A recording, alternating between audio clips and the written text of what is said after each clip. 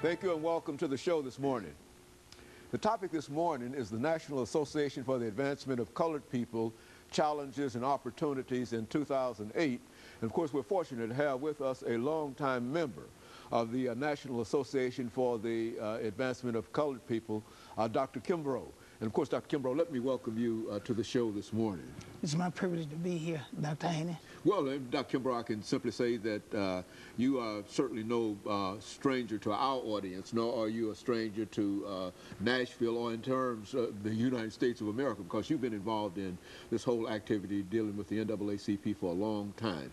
And what I wanted to do this morning was to simply give you an opportunity to talk about how you first became involved with the National Association for the Advancement of Colored People, and move on through there, and then perhaps mention some of the things that might be some of the challenges and the opportunities that we as individuals have. And we've got a young man who's going to also come later to talk about what young people are doing in the NAACP. Let's do it from that perspective. Well, I'll try to be as brief, and that's very difficult, but it's a pretty long road. But when I went to Tuskegee in 1956, there was no NAACP in the state of Alabama.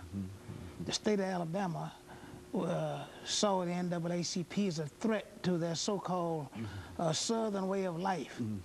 And that meant that black people couldn't vote.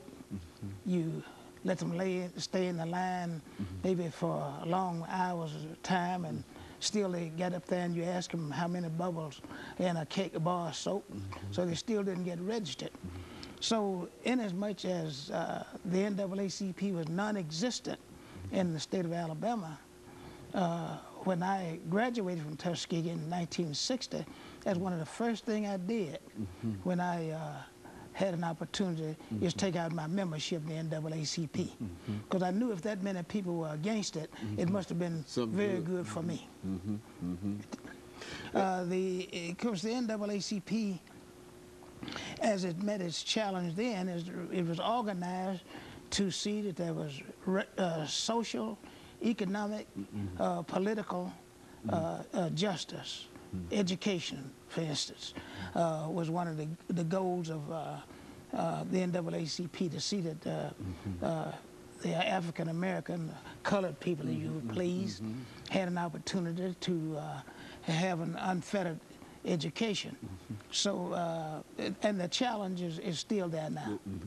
It's still there now because we just see that this redistricting, it's racially orientated, and call it what you will, but when it boils down to it, you have segregated schools.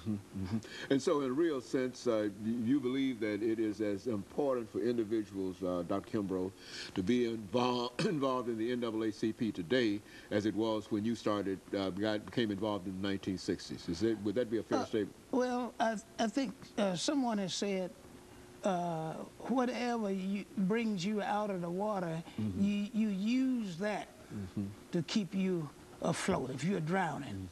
And it was the NAACP on the February 12th, 1909, that came into existence to deal with a number of the inequities, racial inequities in our society.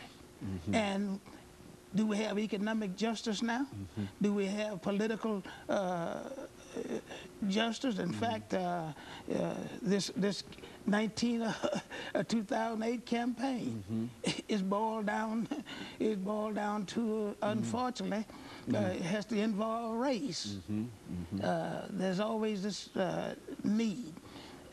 Politically, economically, we do not have economic justice. Our communities are deteriorating because young blacks, this is not to give an excuse, we need to behave.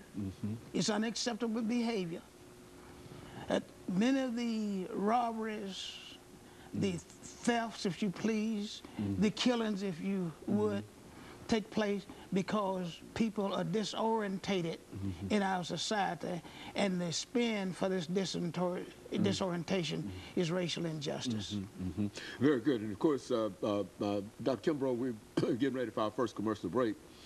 But this is the information that we wanted to receive from you in terms of where the NAACP stands in 2008.